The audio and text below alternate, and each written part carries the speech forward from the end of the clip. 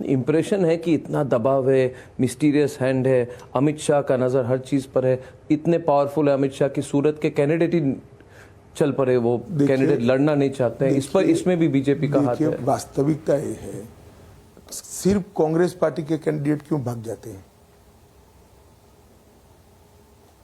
उनके वहां से कोई चुनाव लड़ने के लिए तैयार नहीं, किसी भी को भी पकड़कर पर्चा डलवा देते हैं, बेचारा विड्रॉ कर जाता है। क्यों तृणमूल कांग्रेस के नहीं भागे? क्यों डीएमके के नहीं भागे? ये सब भी तो हमारे खिलाफ है। क्यों कम्युनिस्ट के एक भी नहीं भागे? क्यों आप पार्टी का एक भी नहीं भागा? न जाने इनकी प्रोसीजर क्या है, कैसे टिकट देते हैं। इनके प्रत्याशी भाग जाते हैं, फिर रोने बैठते हैं। तो आपके पास प्रत्याशी नहीं है, इसमें कोई क्या करे? हमें भेज दो एक पत्र तो हम भेजेंगे एक दो प्रत्याशी। क्या यार, ऐसे आप ऐसी ऐसी चीजों को लेकर इतना कीमती समय बर्बाद करें। अमित शाह जी, ये इलेक्शन कमीशन का जो इस बार जो फाइनल डेटा उन्होंने 11 दिन बाद दिया, उस पर आपत्ति है ऑपोजिशन की। कहते हैं 11 दिन बाद क्यों नंबर आए और अचानक 61 से 67 कैसे? ऐसा है, वो सवाल आप मुझे क्यों पूछ रहे हो? मैं इलेक्शन कमीशन हूँ। नहीं, उनके रिएक्शन पर पूछ रहा हूँ। नहीं, मैं क्या रिएक्शन दूंगा? उनको इलेक्शन कमीशन को पूछना चाहिए, आपने भी पूछना चाहिए।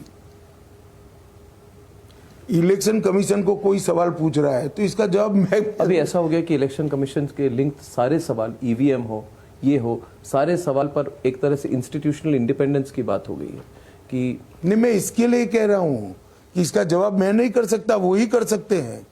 हम इलेक्शन कमीशन नहीं है, हम एक पॉलिटिकल पार्टी है। आपका सवाल का एड्रेस गलत है, मेरा इतना ही कहना है। सवाल बरोबर है। इस बार ईवीएम की बात जो चली थी फिर थोड़ा कम हो गया अभी लास्ट फ्यू दिनों। देखिए, ऐसा है, सुप्रीम कोर्ट ने भी पूरी सिस्टम को ओके माना है। और अर्णव जी, मैं कांग्रेस पार्टी के मित्रों को और इंडिया अलायंस वालों को पूछना चाहता हूं कि जब आप जीत जाते हो तब क्या होता है? अभी अभी तेलंगाना में उनकी सरकार बनी तो ईवीएम खराब है तो सरकार कैसे बनी? ममता दीदी कैसे मुख्यमंत्री है? स्टालिन कैसे मुख्यमंत्री है? हिमाचल में उनका कैसे मुख्यमंत्री है? या तो राहुल जी घोषणा करें कि ईवीएम से चुनाव होता है, इसलिए वायनाड से जीतने के बाद भी मैं शपथ नहीं लूंगा, अगर जीतने वाले हैं तो।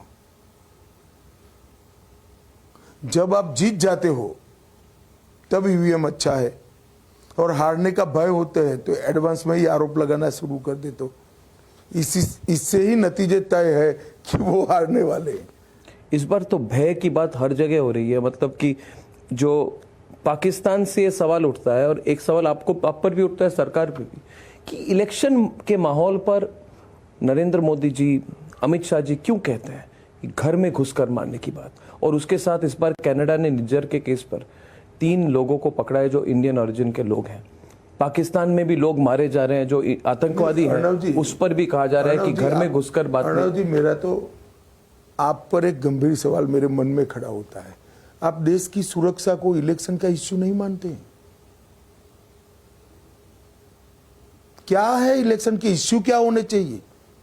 कौन व्याख्या करेगा? देश की सुरक्षा इलेक्शन का इश्यू नहीं हो सकता?